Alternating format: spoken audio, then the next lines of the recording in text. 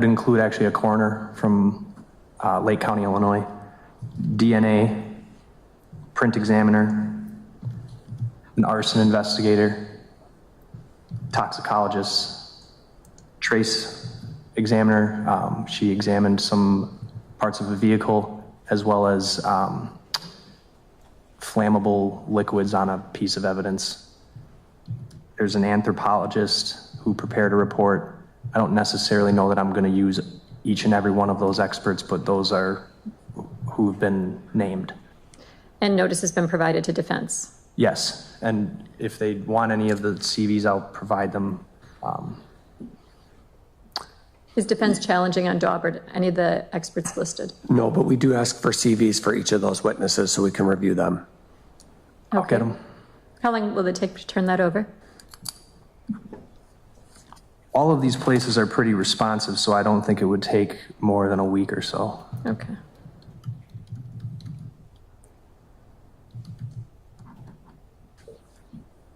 Any other acts evidence? No.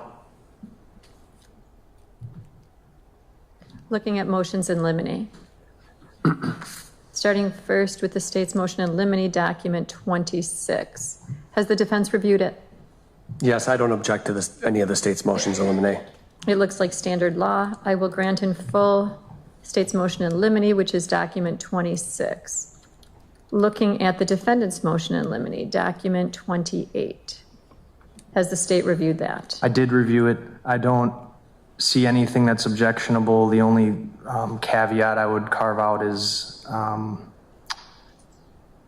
allowing the victim's family to be present, even though there's a sequestration order. I believe 2 of the members of the family are identified on the witness list. I could be wrong on that number, but that would be my request pursuant to victims' rights laws. Defense? I don't have any problem with that. Okay.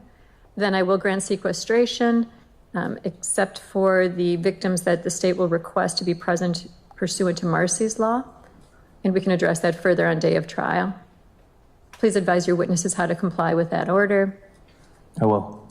It looks like the remaining of defense's motion is all standard law. Hearing no objection, I will grant in full the defendant's motion in limine. I know that relative to this matter, I believe on a prior court date, defense counsel indicated that the parties may have been discussing doing written questions relative to voir dire. Has that been taken any further? Yes, we had a discussion. We've had a number of discussions about that idea, and obviously we'll leave it to the court's discretion because we had a few different ideas. One way, of course, would be to just send out jury questionnaires. They'd get mailed out to the prospective jurors. They can turn them back in, and we get them before trial. That's what I had sort of envisioned potentially doing in this case. It's what I've done in other cases. What the state suggested, and I don't have a quarrel with this, would be also submitting something in writing to the people who are selected to come here in the room, in the jury room, 80 or however many people that ends up being. They get a questionnaire of 10 questions or so about publicity and other things we think might be appropriate to cover. They answer those, and it gets disseminated to us before trial. So an hour or so before, a few hours before, so we can look through them and sort of eyeball who maybe we have agreement on. There's just certain people that wouldn't be appropriate for this trial because of commitments they have next week, and it might, we do have the Christmas holiday coming up, so there could be travel plans of people. So we thought maybe that might be a way to streamline things. We get the jury questionnaires, identify what we agree on, and then we've narrowed the pool down a little bit before they come in here. Seems reasonable. Have you started crafting those questions yet? Yes, I've started working on my own set. Mr. Vance Curzan tells me he's been doing the same. So the state, I think, has. We're meeting on Friday afternoon to discuss all this. We have half a day set aside. Okay. Well, and I see that we are back here for a jury status hearing on November 22nd. Right. So if we could firm it up on that date and then meet with jury management relative to dissemination, that's probably a good idea. That's fine. Then just to give jury management a heads up, are you thinking that the pool we should be starting at is 80? Is that what you're thinking? I'm thinking, yeah. State? Sounds reasonable.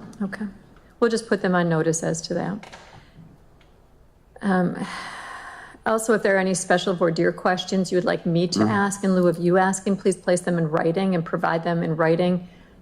At the jury status hearing, I think would be a great idea as well, so that we can discuss that. Is this a case where the defense is asking I read the list of witnesses to the jury, or would you like to read your own? I'd like you to do it. I think there's just so many here. It's probably best. I'm happy to. Looking at the list of witnesses that the state has filed, if you could just ensure that the witnesses that are listed have been identified by which jurisdiction they're associated with. If they have any further identifying information that I need to know when making the announcement, I'd appreciate it. Understood. So you want to know like different police agencies, that sort of thing? Right. I mean, I find quite often during voir dire, knowing which jurisdiction they're tied to gives the jurors a greater indication of whether or not they recognize the name or the individual. Okay. Looking at the nature of the charges that are on the table, I'm not anticipating any stipulations, but if there are any stipulations, I would like those placed into writing so that we can address them in advance of trial. Anticipated number of exhibits. I would ask to be allowed up to 500. There are a lot of scenes, which means a lot of photos. So that's why I think that number would be about where. Okay. I would give state numbers 1 to 500. Defense can have 501 on. I would ask the parties to prepare exhibit lists using GF 102 and 103 and e-filing them prior to the start of trial. Normal practice in this court is to allow note-taking and to not allow juror questioning. Any objection, state? No. Defense? No. We can address prior records, day of trial, or we can address them actually on the jury status date. Maybe on this case, it's a good day to do that on the jury status date. Okay. I know that on the last court date, defense counsel had indicated that all discovery was in possession except for one crime lab report. At this point, has all the discovery been turned over? The crime lab report that I referenced at the last time has been turned over. I'm told there may be 2 others. One is just the crime lab summarizing going to the scene of Mr. Anderson's home, which it's not going to contain any new information. And the other one,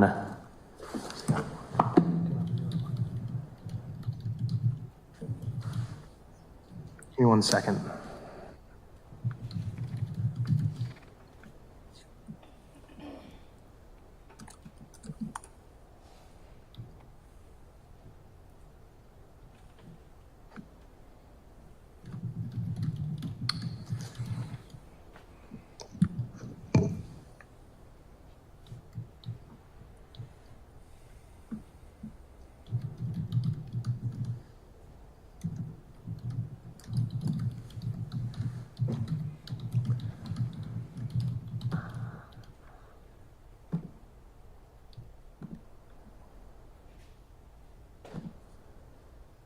Oh, the other one was a video splicing. So it's basically going to be a video of combining videos that have been turned over. It's just for ease of playing, if you Understood. will. And then, so yeah, everything that I have has been turned over.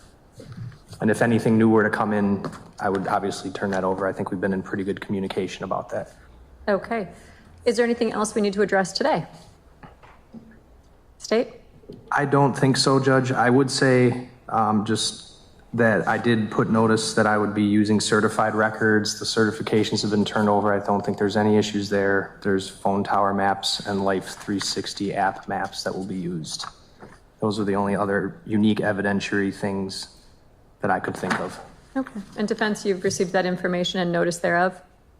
We have. We also have, and it's listed on our witness list, which we filed.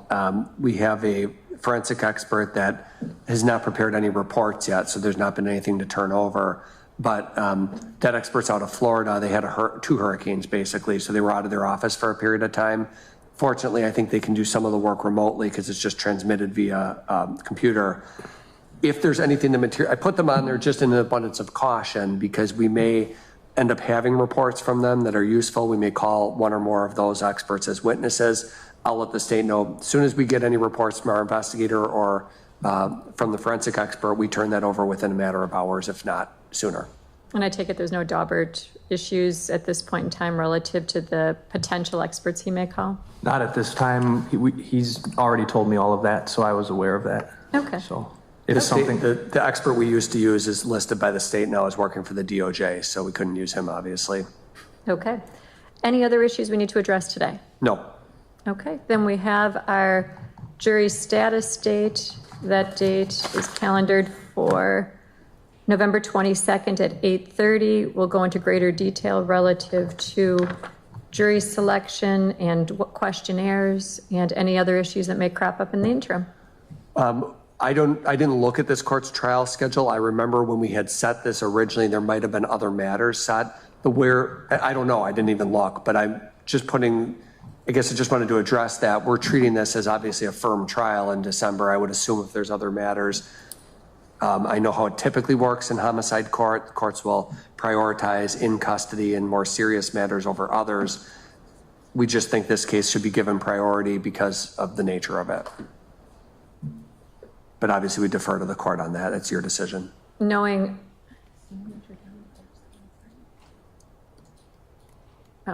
it's jury instruction. Looking at the calendar, this is a priority case. Right. Okay. There are other trials calendared, I can tell you that, but that's the nature of Right. homicide court in Milwaukee County. Okay, we will see you back on the jury status date. Thank you. Thank you, everyone. Thank you.